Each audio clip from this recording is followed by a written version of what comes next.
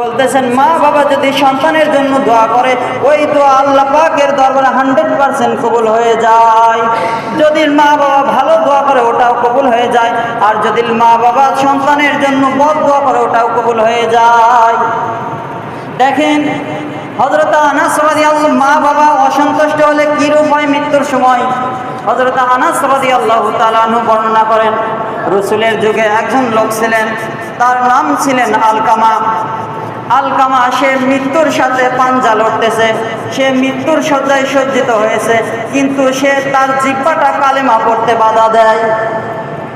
তার স্ত্রী আমার রাসূলের দরবারে এসে বললেন, ইয়া রাসূলুল্লাহ, ইয়া হাবিবাল্লাহ, নবীজি, আমার প্রাণের স্বামী আলকামা সে মৃত্যুর শয্যায় সজ্জিত হয়েছে, সে কিছুতেই কালেমা পাঠ করতে পারছে না। আপনি যদি গিয়ে আমার প্রাণের স্বামী আলকামাকে কালেমার তালকিন দেন, তাহলে আমার প্রাণের স্বামী আলকামা কালেমা পড়তে পারবে।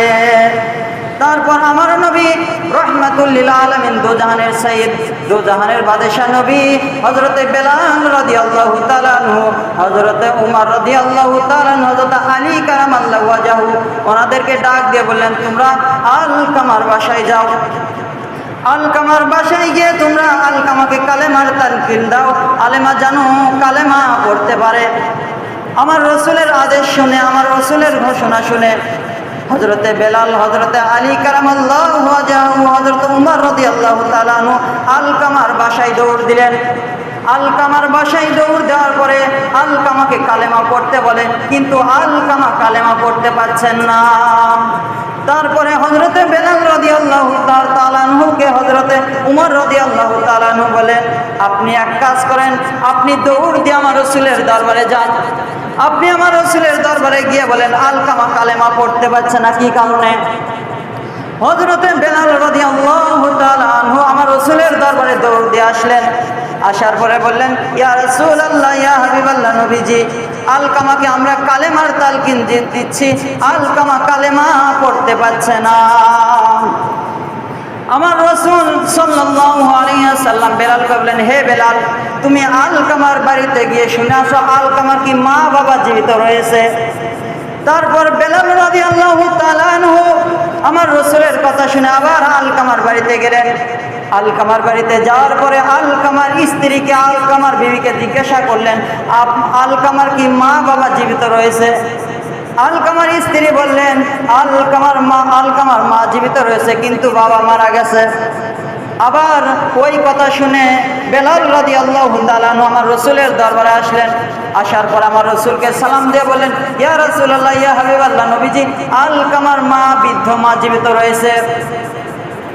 আলকামার মা বৃদ্ধ মা জীবিত রয়েছে, তাহলে কি করব। আমার রাসূল বলতেছেন, আপনি আলকামার মাকে আমার দরবারে আসতে বলেন। যদি আলকামার মা আমার দরবারে না আসতে পারে, তাহলে আমি রাসূল আলকামার মায়ের কাছে যাব। এই খবর নিয়ে হযরত বেলাল রাদিয়াল্লাহু তাআলা আনহু আলকামার মায়ের কাছে গেলেন, গিয়ে বললেন, রাসূলের সালাম জানালেন। সালাম জানালেন পরে বললেন যে আপনাকে রাসূল সাল্লাল্লাহু আলাইহি সাল্লাম রাসূলের দরবারে যাইতে বলেছে।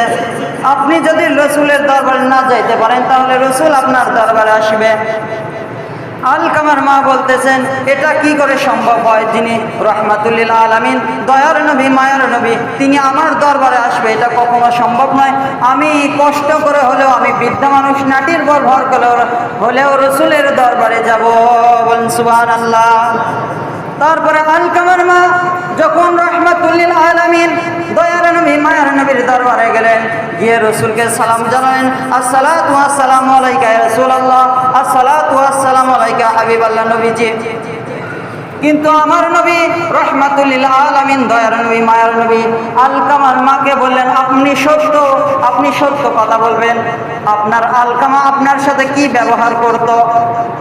আমার সম্মানিত দিনী মুসলমান বাবাজিরা, আমার সন্তান যতই খারাপ হোক, মা বাবার সাথে যতই ভালো ব্যবহার না করুক, খারাপ ব্যবহার করুক, কিন্তু মা কখনো বলে না আমার সন্তান খারাপ, বলে। কিন্তু আলকামার মা বলতেছেন, আমার আলকামা 5 ওয়াক্ত নামাজ পড়তো, হজ করতো, যাকাত দিত, কিন্তু আমি আলকামার উপর সন্তুষ্ট নই, আমি আলকামার উপর অসন্তুষ্ট ছিলাম। আমার রাসূল কারীম সাল্লাল্লাহু আলাইহি ওয়াসাল্লাম বললেন আপনি যদি আলকামাকে না ক্ষমা করেন তাহলে আলকামা কালেমা পড়তে পারবেন না। আলকামার মা বললেন না না, আমি আলকামাকে ক্ষমা করে দিতে পারবো না। আলকামা সে আমাকে অশ্লীল ভাষায় গালি দিত, সে আমার কথাই না প্রাধান্য দিয়া সে তার স্ত্রীর কথায় প্রাধান্য দিত, সেই স্ত্রীর কথা মেনে চলতো কিন্তু আমার কথা মেনে চলতো না। আমি আলকামাকে ক্ষমা করে দিতে পারবো না। আমার সম্মানিত দিনে মুসলমান বাবাজিরা, আমার একটু খেয়াল করেন, একটু মনোযোগ দেওয়ার চেষ্টা করুন। তারপরে যখন আমার নবী রাহমাতুল লিল আলামিন, দয়ার নবী, মায়ার নবী হযরতে বেলাল, হযরতে আলী কারামাল্লাহু ওয়াজহু, হযরতে ওমর রাদিয়াল্লাহু তাআলা আনহুকে ডাক দিয়ে বলেন তোমরা কি করো? তোমরা কাঠ সংগ্রহ করো, তোমরা খড়ি সংগ্রহ করো। তারপরে ওনারা রসুলের দরবারে খড়ি নিয়ে আসলেন, কাঠ নিয়ে আসলেন। আনার পরে রসুল সাল্লাল্লাহু আলাইহি সাল্লাম বললেন তোমরা এই কাঠের উপর কি করো? তোমরা আগুন জ্বালিয়ে দাও।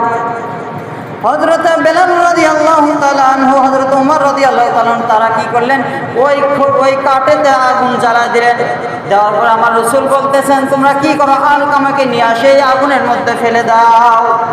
আলকামার মা বলতেছেন ইয়া রাসূলুল্লাহ, ইয়া হাবিবাল্লাহ, নবীজি, ও দয়ার নবী, মায়ার নবী, আমার কলিজার টুকরা সন্তানকে আমি মা নিজে চোখে আগুনের মধ্যে আপনি জ্বালাইবেন, আমি মা সহ্য করতে পারবো না। আমার নবী রাহমাতুল লিল আলামিন আলকামার মাকে বলতেছেন তাহলে আপনি আলকামাকে মাফ করে দেন। আলকামার মা সঙ্গে সঙ্গে আমার আল্লাহ পাক সুবহানাহু ওয়া তাআলার দরবারে দুই হাত তুলে বললেন আয় আমার মালিক, আয় আমার খালিক, আমি আপনার হাবিব আখির নবী নূর নবীকে সাক্ষী রেখে এবং সাহাবায়ে কেরামদেরকে সাক্ষী রেখে আমি আপনার দরবারে বললাম যে আমি আলকামাকে মাফ করে দিলাম। সুবহানাল্লাহ। তারপরে আমার রাসূল করিম সাল্লাল্লাহু আলাইহি ওয়াসাল্লাম সাহাবীদেরকে অর্ডার করলেন ও আমার সাহাবীরা তোমরা এবার আলকামার বাসায় যাও। আলকামার বাসায় গিয়ে দেখো আলকামা কি কালেমা পড়তে পারছে কিনা। তারপর সাহাবায়ে কেরাম রাদিয়াল্লাহু তাআলা আনহু তারা আলকামার বাসায় গেলেন। আলকামার বাসায় যাওয়ার পরে আলকামার বাড়ির দরজার গেটে যেতেই আলকামা জোরে জোরে লা ইলাহা ইল্লাল্লাহ মুহাম্মাদুর রাসূলুল্লাহ পড়তে পারছে। তারপর আলকামা লা ইলাহা ইল্লাল্লাহ মুহাম্মাদুর রাসূলুল্লাহ পরে সঙ্গে সঙ্গে সে মৃত্যুবরণ করলেন। বলেন সুবহানাল্লাহ। তারপরে রসুলের দরবারে খবর দিলেন যে আলকামা মৃত্যুবরণ করেছে।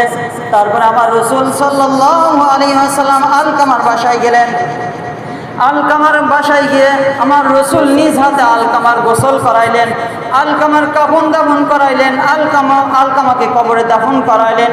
করার পরে আমার রাসূল করিম সাল্লাল্লাহু আলাইহি ওয়াসাল্লাম সাহাবীদেরকে বলতেছেন ও আমার সাহাবীরা তোমরা শুনে রাখো, জেনে রাখো, তোমরা যদি মা বাবাকে কষ্ট দাও, মা বাবার সাথে খারাপ আচরণ করো, মা বাবার সাথে যদি তোমরা পয়সা কথা বলো, মা বাবাকে যদি সম্মান না করো, তাহলে তোমাদের আলকামার মতো তোমাদের মৃত্যুর সময় কালেমা পড়তে তোমাদের জিহ্বা বাধা দিবে। তোমরা মা বাবার সাথে সব সময় ভালো ব্যবহার করবা, তোমরা মা বাবার সাথে খারাপ আচরণ করবে না। তারপর আমার রাসূল সাল্লাল্লাহু আলাইহি ওয়াসাল্লাম